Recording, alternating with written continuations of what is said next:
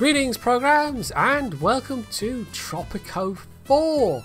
I did promise a new series was going to appear, and although this isn't a new game especially, it's sort of new to me. I played a lot of Tropico 1 and Tropico 4 isn't all that different.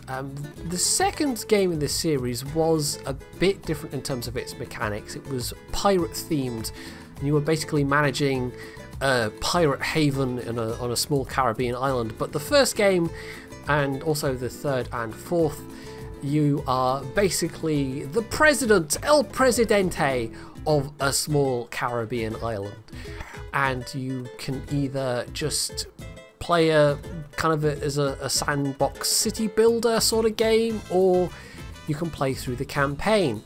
But I'm not going to play the campaign, I am just going to play a sandbox game because that affords me the greatest freedom. The campaign in this game, in Tropico 4, you basically just seem to hop around various different islands, but there is an interesting thing that goes along with that maybe gives it a little bit of replayability. And as I said, we are just going to do a sandbox, so we'll set that up. This game, by the way, was made by Haemimont. I think I probably mentioned this when I was talking about Surviving Mars, but yeah, it's the same studio. So some of the ideas from the Tropico games came over to Haemimont from Tropico 3 and 4, but not all of them. I did mention some of the things that I wished had made it over from Tropico. Now we're going to set up a random island. We could use one of these presets, and I did have a previous go at recording this, and unfortunately it crashed, and then I discovered that autosaving wasn't turned on by default, so I'm having to start over again. But yeah, we're just going to try a random generated island and see how we go with that, because we can actually, I don't know by default which ones are the biggest, because there seems to be quite a strong correlation between the difficulty that it tells you and the actual size of the island. But also I did select the, I'm paranoid now, I did select the right one, right? Yes. Right, good. Yeah, there seems to be a strong correlation between the difficulty and the kind of living space you have, but also the available natural deposits, as you can see, have an effect, as well as does the amount of vegetative cover. Now I'm actually going to set that a bit higher. Mineral deposits we're going to leave to the default. Island size I'm going to set to maximum, but we're also going to set elevation up fairly high as well. So this is going to be quite a steep mountainous island, and that's because I have a particular... I don't think you can name the island at any point during this process, but it's New Harris. We're going to call it New Harris. So most of these I'm going to set to just the kind of average settings, and we're actually going to set the game length up to the maximum. Population, we'll leave the population as the starting default of 60, and we'll leave the random events on rare, because you can get various disasters happening during this game, which is something that was new. I don't know if it was new with Tropico 3 actually. I didn't play a lot of Tropico 3. Played a very small amount of it, but mostly it's Tropico 1 that my experience is with. And I did actually briefly consider getting Tropico 5, with Tropico 6 of course being on the horizon, a very close horizon at this point. But Tropico 5 doesn't seem to be nearly as popular a game. It introduced a whole bunch of new stuff that wasn't that well received. So I've kind of stuck with what I know, and yet is not quite familiar, because there are some new things to me in Tropico 4. And it also didn't hurt that the game was extremely cheap when I bought it as well. So we're going to go with Rebel Yell on, because we certainly had plenty of dealings with rebels in the CK2 series, so I'm going to go ahead and say that's not so different. You can also make it true sandbox mode with basically nothing costing any money, and you can just go ahead and get creative to your heart's content, although you can still have things like rebellions and elections to deal with, so it's still possible to lose the game even in true sandbox mode. We're also maybe, do we want to change do we want to have a prominent faction? Nationalists maybe? Free elections we're going to leave off because, you know, this is the MacJedis we're talking about here. We don't do elections. So yeah, we'll have the nationalist faction be the prominent faction. I'm not entirely sure what that does. Maybe it just means that they are generally the biggest faction? I don't know. But I'm just kind of doing this for flavour, along with the rebels. So, we can choose from a whole list of presets avatars, because what was new, I think in the third game, was that you have a controllable on-map avatar that you can basically... Well, you have to protect them in the event of rebellions, but you can also use them to move around the map to give temporary bonuses to various buildings. But we're going to create our own custom avatar, or rather I'm going to use one that I made earlier. So this is going to be our El Presidente, although surely it should be La Presidente? I don't know. I don't know Spanish at all. But yeah, I've just tried to go with the most kind of aristocratic looking character I can. So this is Presidente Amidala MacJedi, who was born in the purple. This wasn't really for the bonus it gave, this was more for the kind of thematic flavour, if I can put it. Although the idea of the actual explanation they give, the text, there's quite a good sense of humour in these games. Yeah, it's sort of quite fitting for the MacJedis as well. Literally born in the purple. Anyway, so that's our background. I mean, there's various different ones you can choose from. There's quite a bit of replayability in this game. You can have various different bonuses and backgrounds that you get, so you know, you can get positive as well as negative things from whatever background you check. But no, we're going to stick with that. And again, heir apparent was the obvious choice here. You've got different ways that you could have risen to power, so you can have been a rebel that managed to successfully knock off the previous government. You can be installed by either the CIA or the KGB or various capitalist factions. You could even be a religious appointment. But no, we're obviously going to go with the heir apparent. It's the closest you can get to... you can't quite properly play as a monarch in this game, but this is the closest you can get to it. For the traits, I've gone for administrator, charismatic, and for some reason the game made me choose multiple personality disorder. I couldn't deselect it. You always get the option of at least 2 positive traits and a negative trait. I think you can maybe even take 2 negative traits if you really wanted to. But it won't ever let you take more than 2 positive traits. So the 2 positive traits are administrator, and I've actually leveled this up, I think, through playing the campaign, because again, I think this was new to this game, but it might have been in Tropico 3. Previously, the benefits and costs of the various different traits were entirely fixed, but as you play through the campaign with a certain avatar, it will level up those traits. So I guess there's some replayability value just in you can create different avatars with different sets of traits to level up those traits. So we're already at level 2, which is nice. It's an extra 2% over or no, it was, I think it started off as 2% and we're now at 4%. So yeah, everything is a little bit cheaper. All the buildings are a little bit cheaper, which is nice, but this was more for the flavour, really. I mean, I tried to go with things that I felt fit the MacJedi kind of oeuvre. So yeah, we've got administrator, we've got charismatic, which basically gives a bonus to all factions, and that is certainly a useful thing. Some of the others would have been like, you know, the financial genius one, for instance. Diplomatic is extremely useful. propaganda specialist. You know, maybe that could have fit for the MacJedis. I don't know. For our negative trait, though, yeah, as I said, the game just wouldn't let me deselect multiple personality disorder. I can't think why. But this one does come with some positives. I mean, I think it's supposed to be a negative trait, but it basically just gives me positive faction respect, you know, bonus relations with each of the various different factions.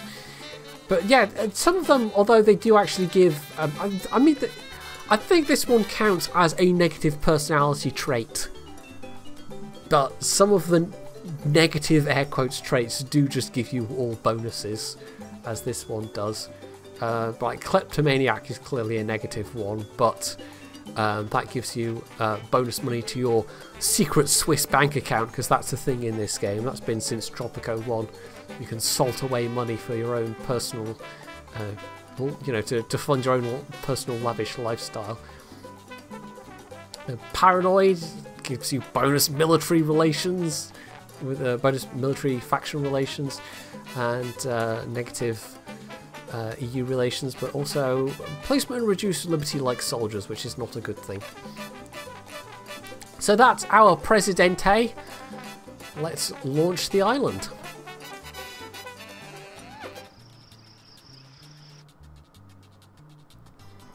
So what I'm going to immediately do, because I didn't do this last time and I also discovered that autosaves weren't turned on, is we're going to create a new save. Now, I do have autosaves turned on as well. I don't know how often it autosaves, so I might have to just do that every so often. But yes, so welcome to New Harris. Let's have a look around our island. Let's have a little look. Now this is supposed to be maximum elevation, which I thought would make it really hilly, but I think it just makes the centre of the island quite raised up. We've also got an extinct volcano. I don't think the game's given us any... Oh, yeah, the camera controls are a little bit twitchy.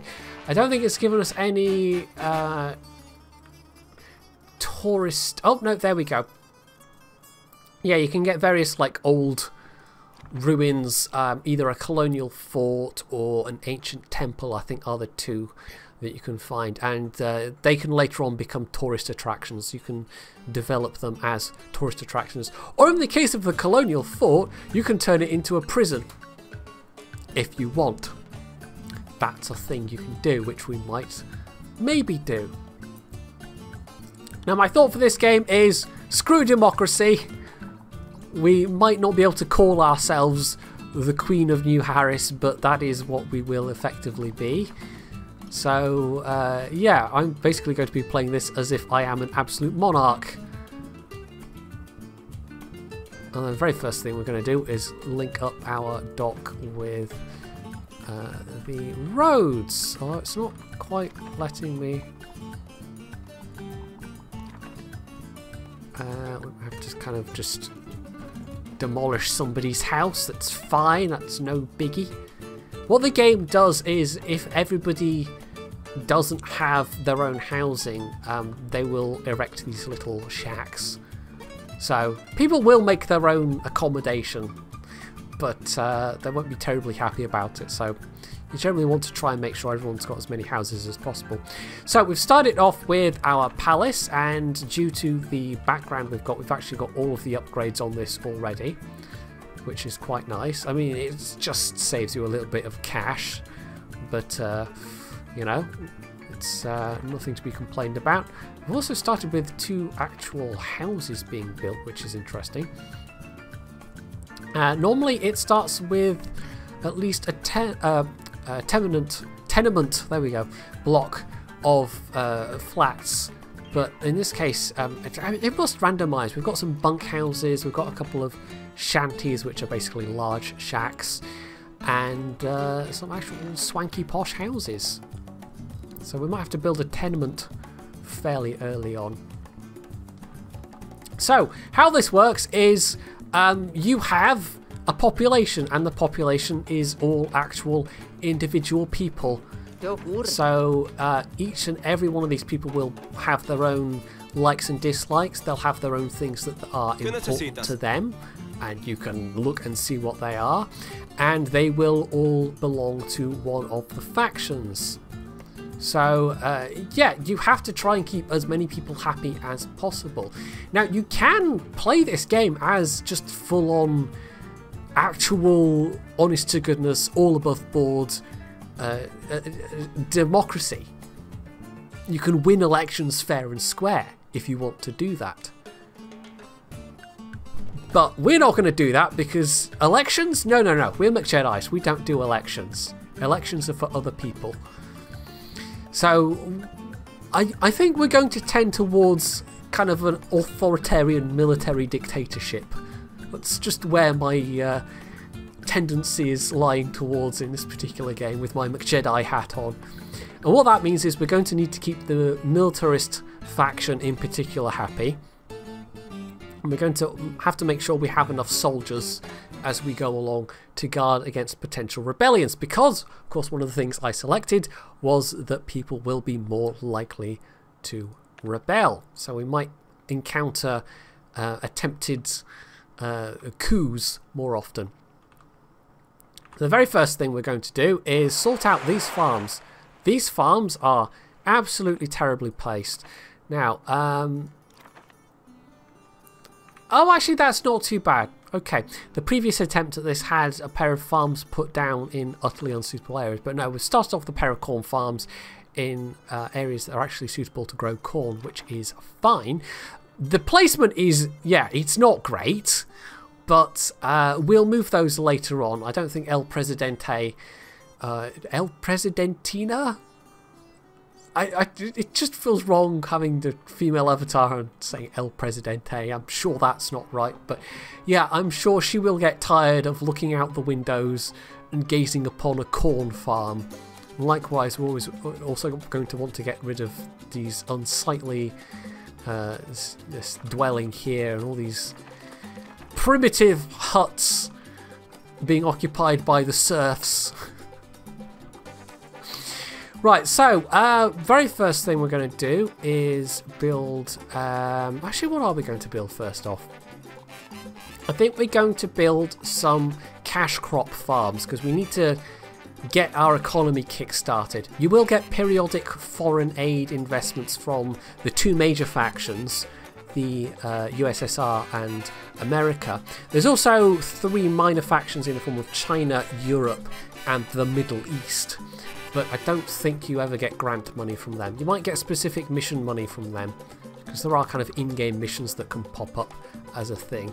So we're going to build this a little further away from, let's just see what's, pineapple sells, well, pineapple will grow okay, and I think that sells okay. I think we'll go with sugar to start with.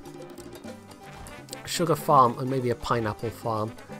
Oh, actually no, maybe a logging camp, because we've got lots of trees here, and we can actually set it also so that I mean, you can just clear cut an area as it says, or you've got the option of getting less output, but it will preserve the beauty better, because that's a thing that kind of like the Impressions games, the old Impressions city builders like Pharaoh and Caesar 3 and Zeus and the China one I can never remember the name of. The desirability of an area does matter in terms of your residents being happy living there, but it matters more later on when you're thinking about tourism, because tourists want to see the nice pretty bits of the island. They don't want to go and visit the pollution belching industrial areas.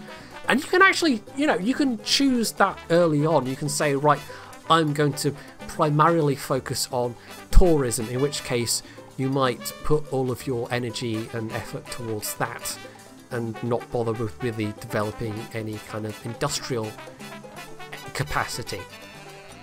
Because there's different ways of playing this game, quite apart from what kind of politics and government want to go for. How you want to approach things economically is also, it can be quite varied. But we're not going to go for an extreme anything in this playthrough. I'm just going to have a fairly mixed economy, I think. So a bit of, you know, primary resource collection, a bit of more manufactured goods output, which is more profitable but also requires you to have a more educated workforce. And also there was a third point I had there and my brain's gone. Oh yeah, the more kind of industry you have, the more pollution you have to deal with as well. So I'm not going to go heavy in any one particular direction. I'm just going to what am I looking for? No, infrastructure. There we go. There are probably hotkeys for, well, in fact, you can set hotkeys for literally every building type, but I've not done that, so I might fumble the menus occasionally because I'm a little bit rusty at this. So we're just going to build a road out there. Roads build instantly. Some buildings need to, in fact, I can demonstrate this right now. No, infrastructure, not industry, brain. The garage, which basically provides your workers with, it kind of provides them with cars. I'm not sure what the mechanic is supposed to be exactly, but yeah, you put down a garage and people kind of automatically go and get a car from that garage somehow. I don't know, the state provides a lot in this game. You give the citizens cars for free, you give them healthcare for free, you give them food and education for free, and you can also choose to give them housing completely for free.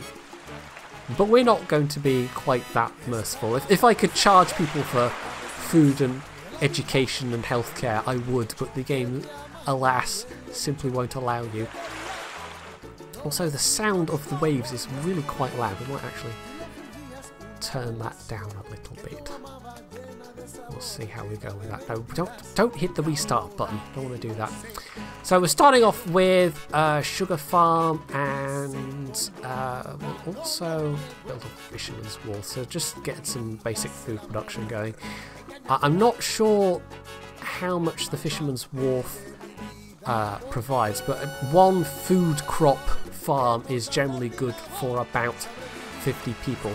Although initially, because farms take a while to actually kick in, even with the farm we've already got built, initially we will be buying in, where is it? We can actually see here. We'll be importing corn because that's something that's allowed at the moment. You can set whether you can import various things. So that by default is on, but everything else I think by default is off. And likewise, you can actually, I think, stop things from being exported, or am I making that part up? I might be making that part up. This, by the way, this is the almanac. I mentioned that Haemimont made Surviving Mars. This was a thing I definitely mentioned when I was talking about Surviving Mars. This is just a really nice... In fact, didn't I go into Tropico 3 and grab a bit of footage for the almanac? I'm sure I did when I was doing my review video of Surviving Mars. But yeah, it basically it breaks down all of your population by various different means. You can see who's in different factions. You can see who has... like we can see at the moment, we have 2 people that don't have any kind of home at all. That's because I displaced them by... did I build a bit of road or something? I can't remember. But yeah, they will build their own shanties, so you don't have to worry about homeless too much. But you do want to try and get everybody out of shanties if possible. You can see different jobs, you can see different pay levels, you can see different happiness levels, and you can see the different overall happiness of the different factions. And it's just, it breaks everything down that you could possibly need to know about your island. And Surviving Mars, when it first came out, had almost none of that. And it was surprising because Haemimont have made a couple of Tropico games. And I guess my only conclusion now, as it was then, is that they decided that they just didn't want to make it a copy-paste of what they'd done in in Tropico. But they didn't actually replace it with anything so much as just not have those tools at all. So we're going to set these buildings to be a higher priority, and the workers will work on them first. And you click on any building, you can actually see the people attached to that building going around their different jobs. Now this system does mean that you never truly, like, I think you can get populations up to a couple of thousand. You never truly feel like you are building a big nation. Everything really is always going to be on a small scale in Tropico. But it sort of makes more sense in the context of being a tiny island nation of, well, you know, if you manage a couple of hundred people, or even a couple of thousand people, you're probably doing quite well. But yeah, it's sort of vaguely semi-feasible, but not really. I think even the smallest island nations tend towards the maybe a couple of tens of thousands. Although, having said that, I don't know. Some of the micronations in the Pacific are pretty micro. And I can't even remember offhand what the population of Malta is, having said that. So, I don't know, maybe this is kind of within the realm of feasibility, the kind of population levels you can get to. But because it's one of those games that has all these individually modelled pops, it does maybe tend to chug a bit, I guess, when you get to the higher levels of population. Although it's not going to be anything like as bad as Dwarf Fortress, where your dwarfs have free will and, you know, they do what they like based on various personality traits, and also, of course, you then, as the administrator of the dwarf colony, can assign them various things, and yeah, but they have a lot more free will, and in this game, not so much. Although if you make them unhappy enough, that can spark off a rebellion. So I'm going to have to try extra hard to make people happy. And in fact, we'll start off by looking at the happiness, and we see what's making people tick right now, what they are most unhappy about. So what we could do with maybe building right away is a police station, clinic, and possibly a church to start with. Although we have to be careful about money, because we're not actually making any money at the moment. We will get periodic income from grants, not grants, what's the word I'm looking for? Anyway, money from the US and Russia, the USSR, but yeah, you can't rely on that. You know, you can try, and again, this is the thing you can do. You can try and gear your island towards bringing in more foreign aid money as a kind of supplementary source of income, but I don't know that it would be possible to survive solely on that. Anyway, what was I doing? Right, I think a clinic is a good first thing to build, because it can serve multiple functions. So you can have it be about preventative medicine, so people will just be healthier overall. You can increase birth rate, or you can have people live a bit longer, and you can have multiple clinics doing multiple things, and the same is also true of hospitals. And a lot of buildings work like that in this game. You can have multiple different versions of the same building doing different things, so it can be worth building multiple different versions of the same building to do different things. It isn't necessarily just about having jobs for people, because that's a base underlying important thing in the game overall, is trying to make sure there are enough jobs for people. But yeah, you can, you know, build up a propaganda machine to spread the word of the MacJedi far and wide, for instance. We should probably do that sooner rather than later as well.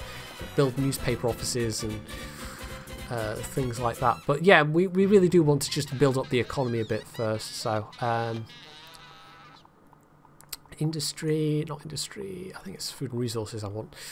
Salt mines are a thing, by the way. I don't think you can have an entirely salt-based economy. That would be hilarious if it was true. Let's see if we actually do have any salt deposits. We do. So theoretically, at some point, we can build a salt mine. But yeah, I think salt mines, well, this is a boosted production of ranches and canneries. So once we've started getting a bit of industrial production on the go, we'll maybe build a salt mine at some point. But yeah, let's see if we can find any gold deposits. It would be a pity if we didn't have any. We might not, you know. We set it so we have at least some resources available. Let's try the actual resource overlay.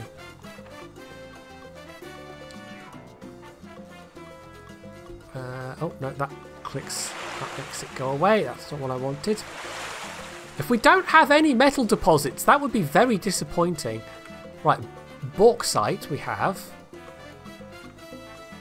Wow, this would be incredibly unfortunate if all we have is one bauxite deposit.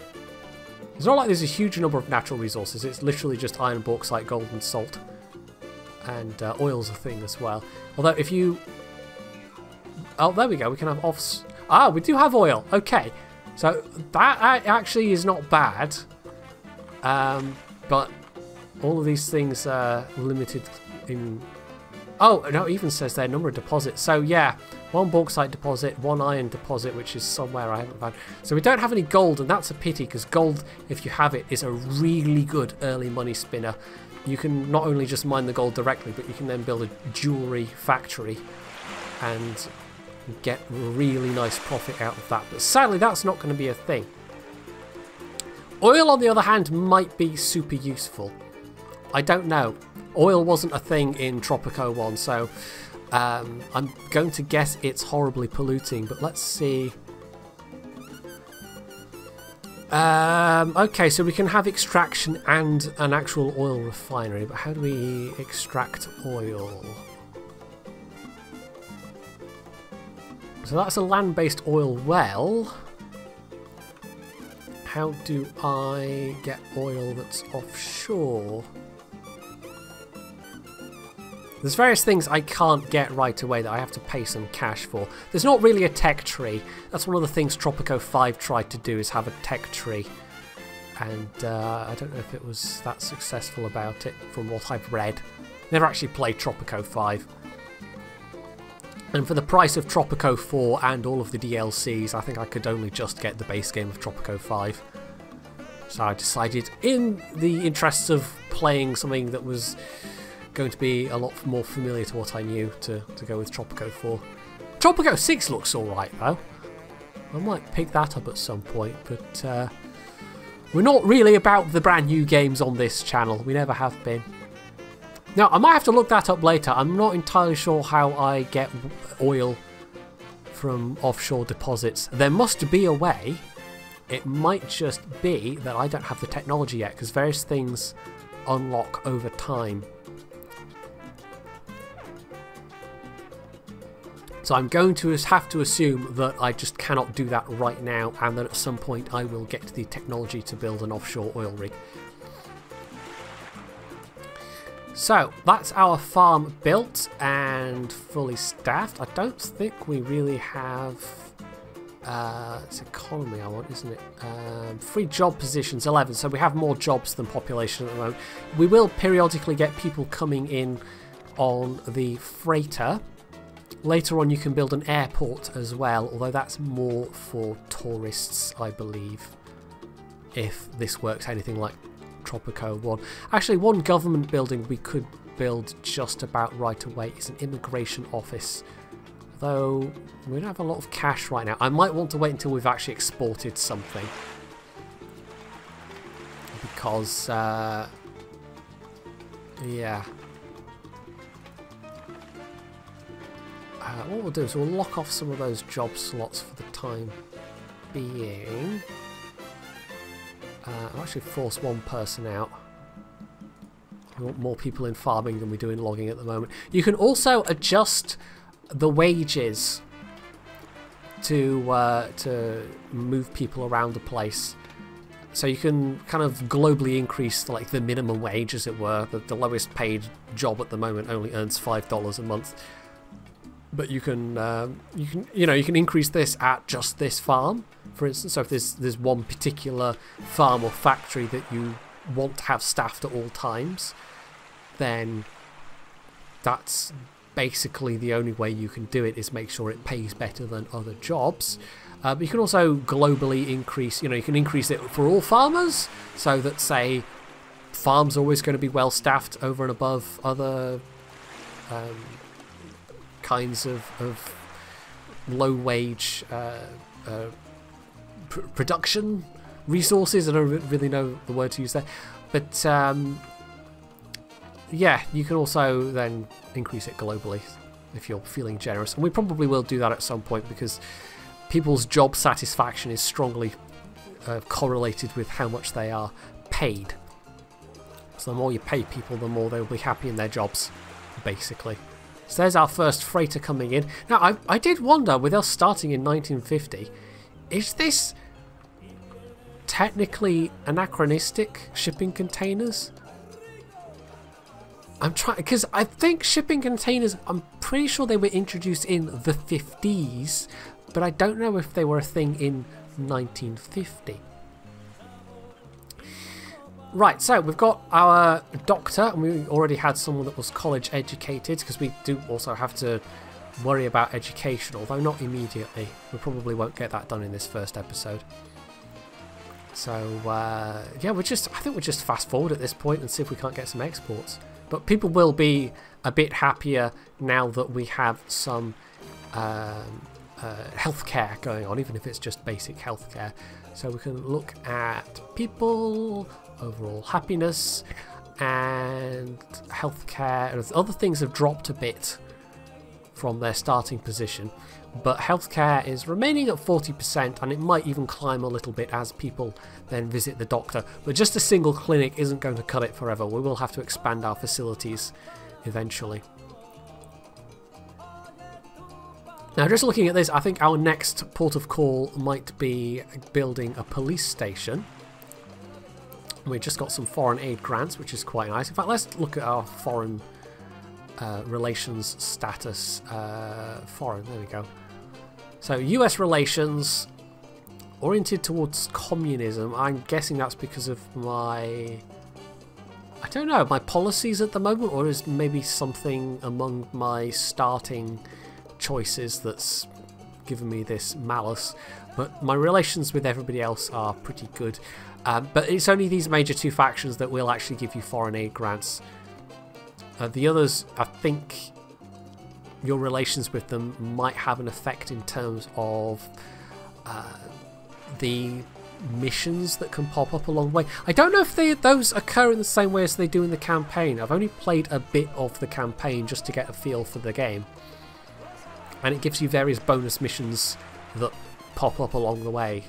Export X amount of tobacco, or build a, you know, jewelry factory, and they'll give you either some cash or maybe some foreign aid, or sometimes they'll just straight up give you money that goes into your offshore Swiss bank account. But seeing as how we have been given the extra cash, let's build a police station, because ooh, yes, it's not quite as it's a bit like the SimCity games in that you've got the various areas denoting crime and pollution and stuff like that. So I suppose it's not totally dissimilar, but you're not setting crime budgets and things in the same way. And we'll actually start off by blocking off most of those slots, so that we are we're not like, I don't think we've got that many people that are high school educated that are in other jobs, because people will work at jobs lower than their education level, but if there's a better job available that their education level means they can manage, then they will go for it.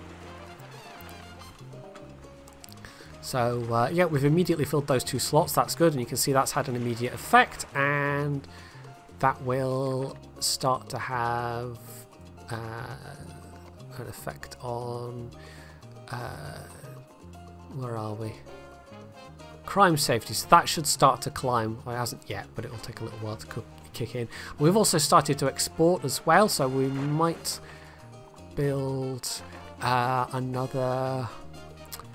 We're struggling for. Okay, we've built our population up a little bit, but of course, when people are, I mean, immigrants I think are always adults, but when people are born, of course, they start off as kids, and kids, you know, they're kids. They have to grow up first. It's a bit like This may be a bit more like a game like Banished, for instance, where you've got all these, well, useless mouths to feed, although the consequences for not having enough food, I think, are maybe not quite as dire. I think you can still have starvation as a thing in this game.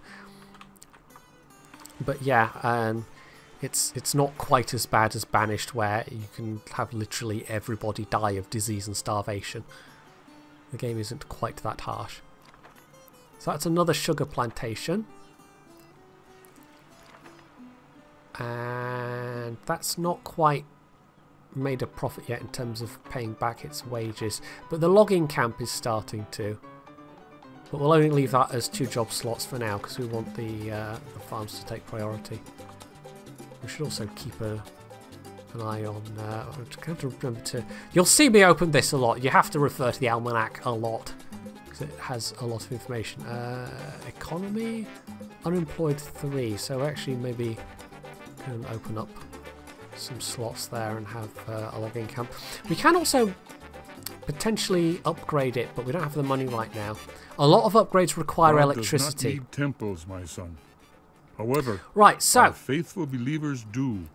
This is an optional thing that pops up. So I think this is like the different factions have their own kind of, not spokespeople exactly, but characters that represent the factions. That hasn't given me like a reward or a bonus. I think that's just the game flagging that my religious satisfaction is, the population's satisfaction is fairly low. Or is it religion? 26%. So that we should consider building a church soon. But we might even have enough cash. Not quite. We need a bit more money. Oh, no food imports. The commodity price of corn is increased by 200%. So if we were able to export corn at the moment, it would be for a much higher price. But this corn farm is basically just feeding people. I think between the corn farm and the fisherman's wharf, we have more than enough food for now. I think it's roughly 1 food production source per 50 people. Right, there we go. Up to 9,000. The early game, you do tend to, I think it is relatively generous with its kind of like bonus cash. Let's build it on the far side of the police station. You can rotate the buildings, but it doesn't quite. I think we're just going to have to have it be sat like that. And we might unlock one of those slots as well. Just so we can try and keep pace with an increase in crime. You can see why I set the end date back. We're already 2 years into this. Like, the first couple of years do kind of fly past because you're waiting for everything to get built, waiting for your population to build up a bit. I'll just open up all those slots at that point, at this point, and any unemployed people can go in that, and that's already turning a profit for me. I don't think the sugar farms are yet though. Well, that one has. Okay, we've had our first sugar exports, so we're now starting to export goods. And the first couple of years really is just kind of balancing the books, taking care of the basic needs of people. We might also, talking of basic needs, entertainment. Yeah, pub. Pub is very, very cheap, so we'll build a pub next to the garage so everyone can drink and drive. That seems like a very sensible, sane policy. We also might... we got a little bit of cash. We might plonk down like a bit of beautification. Because the environmentalist faction, I think, is kind of hard-coded always to be the smallest faction. So you can... I mean, you can make your island an industrial hellhole if you never intend to have any tourists. But generally, if you can keep the environmentalist faction happy, that's kind of a bellwether for whether you are making things suitable for tourists. So I'll stick a little fountain there, just to make things a tiny bit nicer.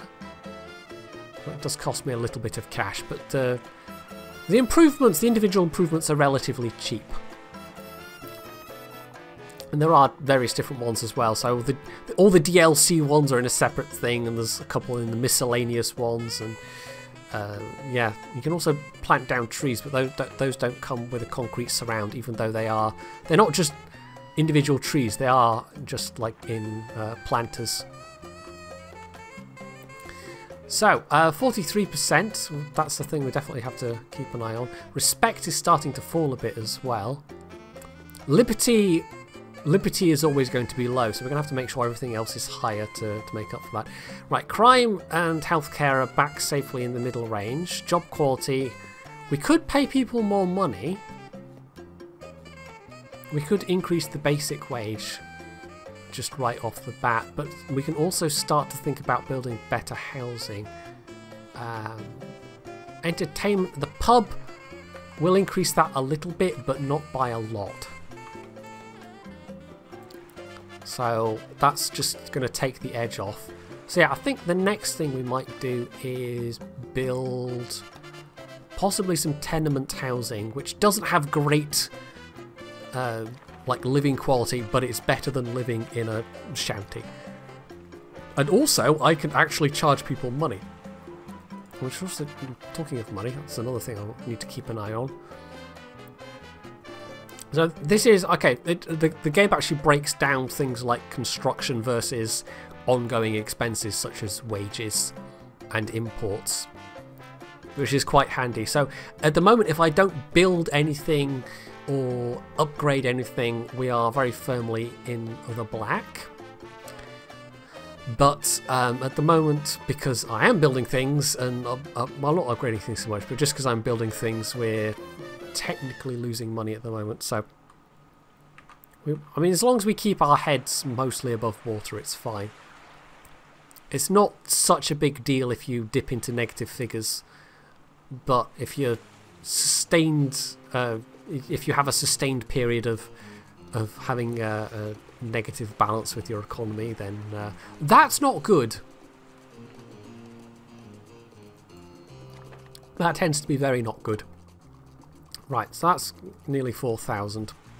I think it is 4,000 by default, or maybe close to 4,000, but of course we have that skill that means that we are getting things for very slightly cheaper. We're building things for very slightly cheaper.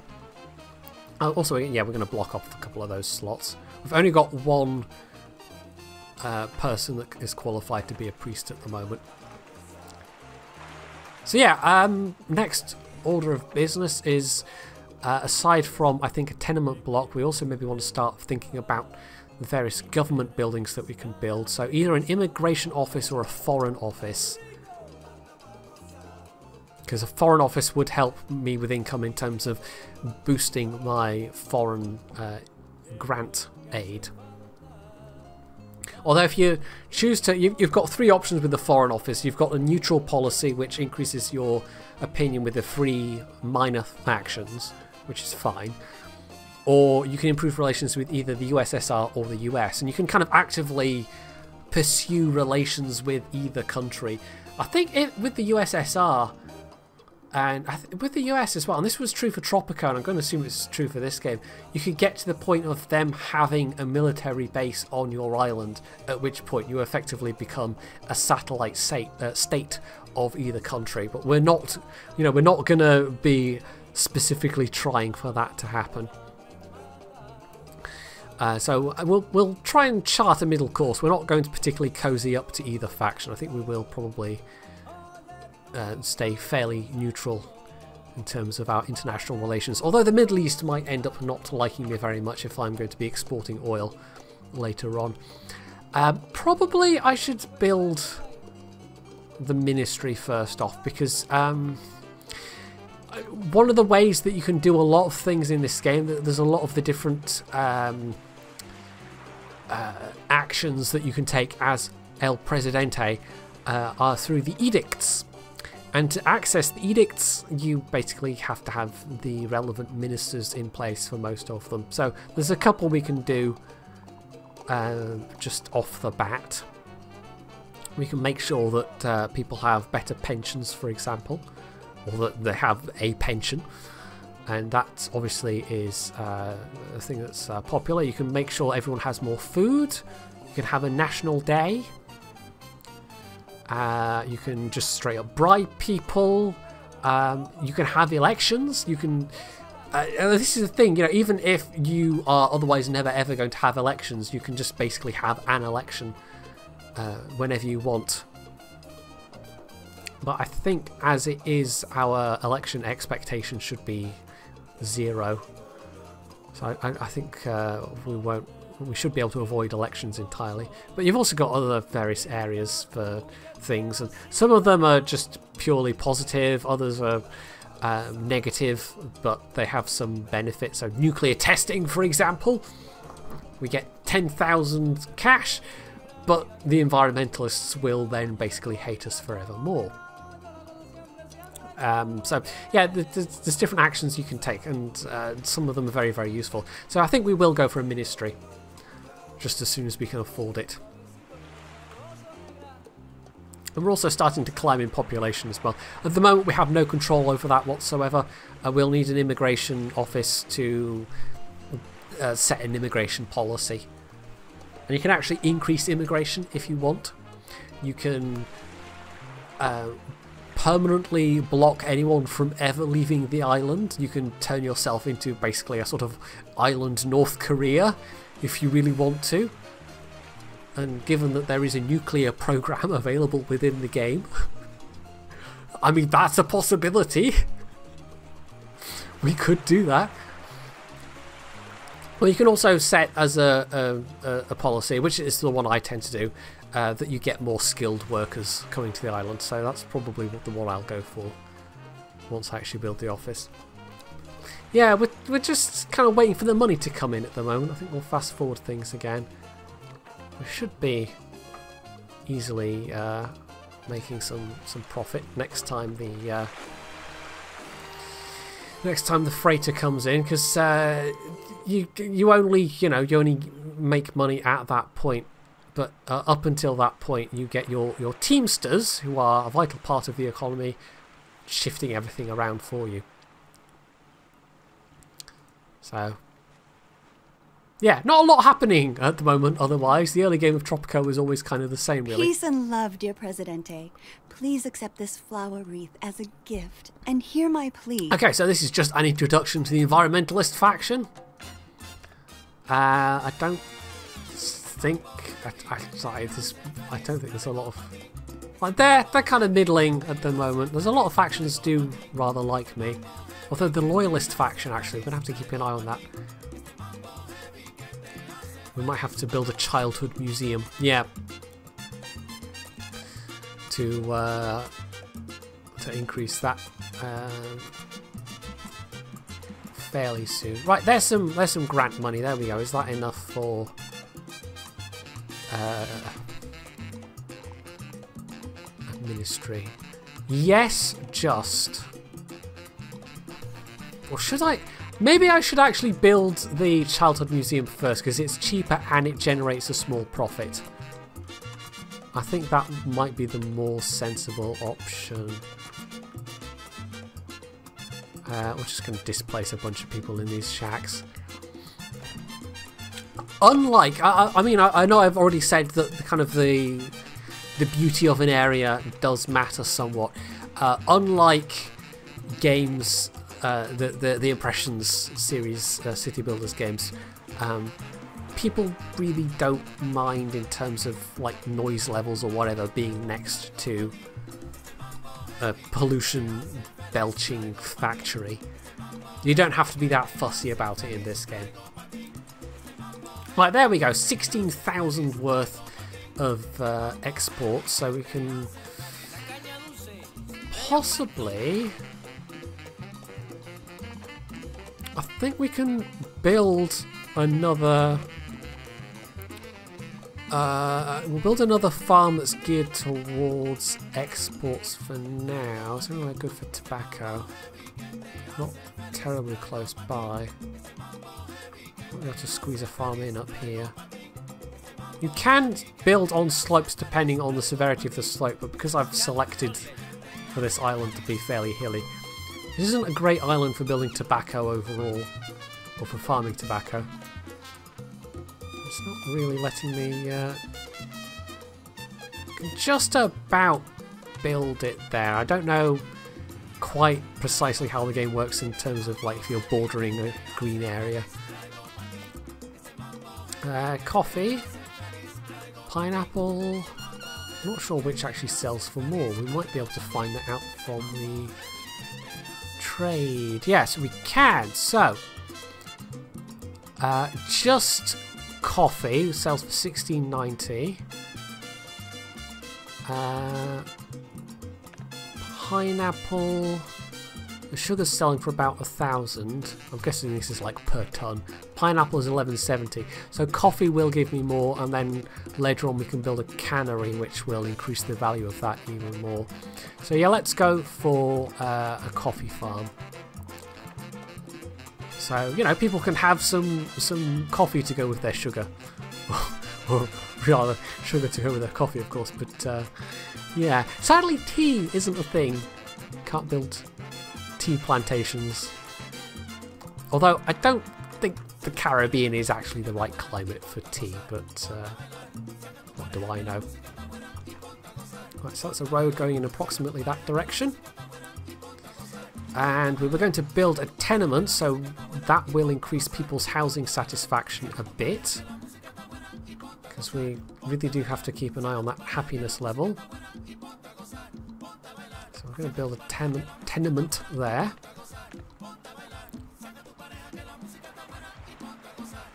And because I think we're doing alright, we might consider raising the baseline wage.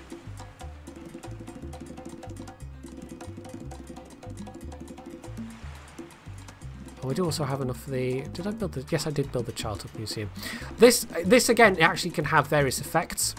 So we can just increase the respect that people have for El Presidente, for all visitors, or all profits can go to the slush fund, the Swiss bank account. Right, we are making enough in exports that I'm going to basically increase the wage for the baseline wage for everybody, and we're also going to set the rent for that to 2, so that it will just turn a profit, because by default they don't. Oh, some people protest peacefully against the government. Ooh. But we have some cash at this point, so let's take another look at people's happiness levels. 40%, 46%, that's not bad, and it is on the rise, which is good. Overall respect is on the rise, which is good. That increase in pay has obviously helped a lot. So yeah, housing quality is still a big issue. Religion quality, interestingly, is quite low. We might need to, yeah, hire another priest, and we should also start to think about education. Now, you can have I call it a grade school or high school, so basically primary and secondary education as we think of it in the UK. It's generally like that's a thing you build later on. It will increase the intelligence of kids that go through it, but you want a high school for the qualification level basically, and then later on, much still, you can build a college as a thing. So let's actually build this a bit back from the road, and we can pull the road a bit out in that direction. Should be able to do that.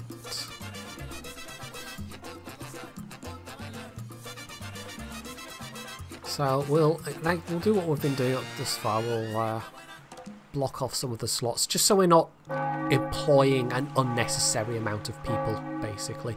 And we'll start to get high school educated people, which means we won't have to import people. You can basically, you know, hire people from abroad to fill certain positions, but that gets very expensive over the long term, so that's the kind of thing you do only in an emergency. So we'll also maybe build a restaurant. I think is also fairly cheap, and that should increase people's entertainment level as well a bit. Let's stick one in that little corner there. So that's only got a couple of tenants so far, but that should increase. The fact we've increased the basic wage means a lot more people will be able to afford to live there. I can't remember what the proportion is, but people are like, there's a hard-coded limit of the proportion of their wages that people are prepared to pay for rent. I don't know what else they're spending their money on otherwise though. There's not that much for them to spend their money on. Oh! Okay, this is a random event. Oil tanker disaster. Comrade Oh dear. Presidente, an article published in the Pravda in Moscow has criticized the housing An conditions for the iceberg. masses in It Tropico. hit an iceberg. It appears that floating behind ice-carrying ships to save on fuel is not a good idea. That's ridiculous. Okay. This is obviously going to have an impact on fishing, and presumably if I had tourism going, it would have an impact on that as well. Beauty on our shores has dropped, and all fishing is forbidden in the affected areas. Right, how close is this? Not that close. I think we're going to go with I'm willing to pay a moderate sum, $100 per month. I think we'll go with that. It's far enough away from my existing fishing grounds that it shouldn't be an issue. Although we can just check the overlay. No, not in crop conditions, clearly. Natural resources. Fishing. So that's presumably a clean-up ship of some variety. This is one of the random disasters that can happen. I've not had this particular one happen before, but I have encountered a tornado, which, in terms of the in-game time, lasted for literally months. It was a bit silly. It wasn't just, oh, there's a tornado. No, it lasted for a really long time. It lasted for like 4 months of in-game time. And it got a little bit ridiculous. Right, seeing as how we can get these paying for themselves at maximum occupancy, we'll actually build another tenement. I think it's partly offset by some of the people who would be in the tenement are in the pre-existing houses. But no, we'll build another tenement. I always want to say tenement. My brain just rebels against, you know, saying the correct words, as is so often the case. And we might also want to think about additional food resources because we're getting to that sort of point. So I think what we'll do is we'll build a ranch.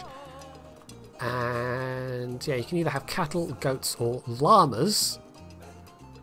I'm not sure why llamas exactly. As a kind of alternate. They're not even really a food resource, llamas. I think it's literally just you get llama wool. So yeah, let's go for... It's actually reasonably good conditions, but we're getting sort of, you know, we're building farms in the middle of town as it is. We might even want to... I was talking about relocating that corn farm. I think we might actually do that. El Presidente has grown tired of there being literally a farm outside of her bathroom window, so yeah, let's build another corn farm over there. I want to extend the infrastructure a little bit. I should probably think about wrapping this up soon as well. We've already been going for, gosh, an hour now.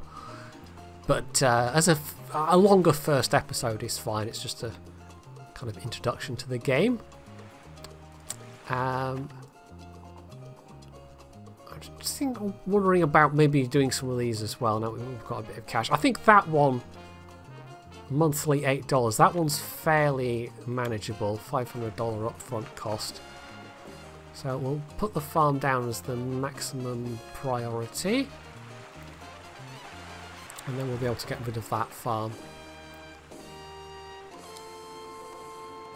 Which, you know, it's doing okay. We've actually been exporting some corn. I think we've actually got an excess of corn. But, yeah, El Presidentino is not pleased with the view, clearly. Right, so what else can we do that can make us a bit of money? Well, we could think about... a cannery. Now that's relatively cheap to unlock, but the actual cannery itself is 12,000.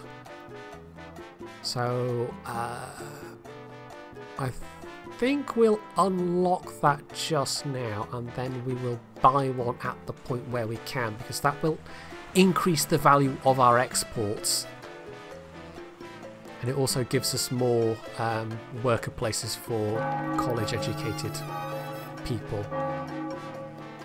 I think high school-educated people, not college-educated. College-educated tends to be, you know, doctors, priests, generals. Right, this is an actual in-game random mission thing. So raise healthcare happiness to 50, so that's basically going to be buy another clinic. Although, I wonder, we might be able to... This is the thing I've not done so far. We can send the president to a particular building, and they will basically increase the effectiveness of that building in whatever that building is doing. Is that corn farm built yet? Not yet. Let's put us the speed up a little bit again.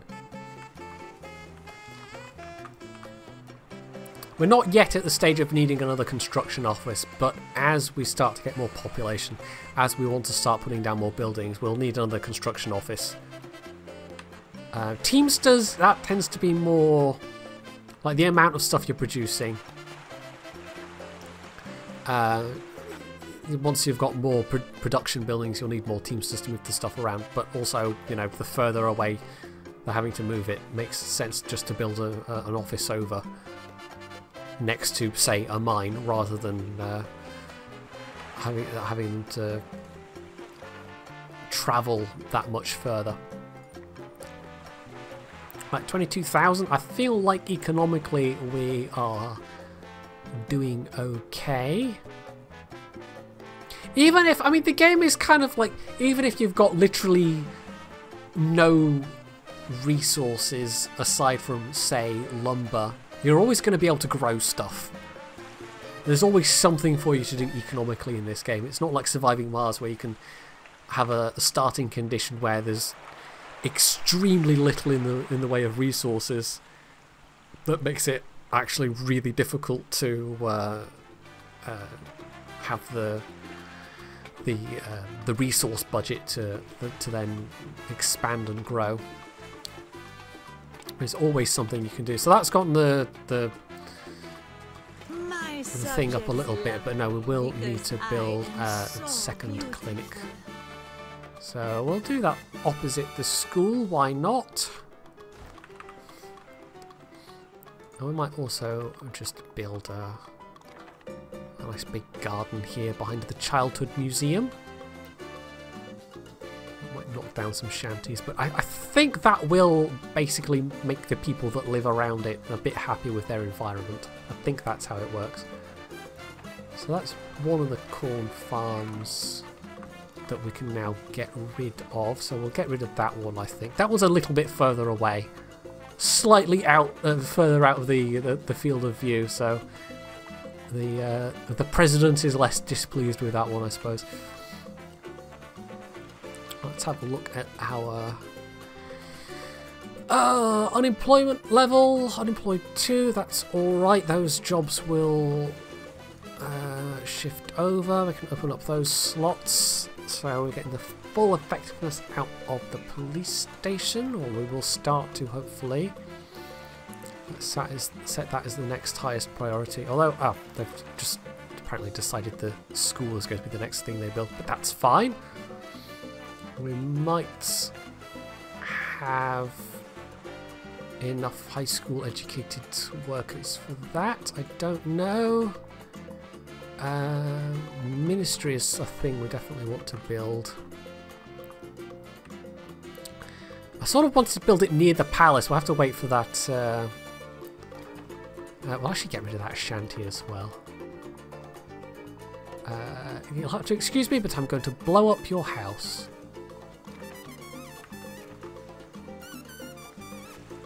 In fact, we can maybe build a conventillo, which is interesting. Other houses, you can have nearby buildings that might increase the satisfaction of the you know, how much people like living there, the housing quality. You can also build individual upgrades, most of which will require electricity. But yeah, I was going for a thought then, and it's disappeared. Oh, right. I don't know why we went to a loading screen there, but anyway. Being such a great country is a hassle, I can tell you. That is why we decided we want something I think my relations with the US have gone low enough that this is freedom basically a on all threat. countries of your caliber. So I think we might need a foreign ministry, actually, sooner than we need the ministry. So yeah, let's build the foreign office before we build that. Because, yeah, that was a very thinly veiled threat, wasn't it? Where are we going to build this? It's over in this direction. I think that's the front towards the road. Oh yeah, Conventillo, that's what I was talking about. So yeah, mostly the housing quality is fixed and can be bumped up a bit, but the Conventillo is interesting because it starts off with a really high housing quality but degrades over time, and you have to basically keep investing money in it.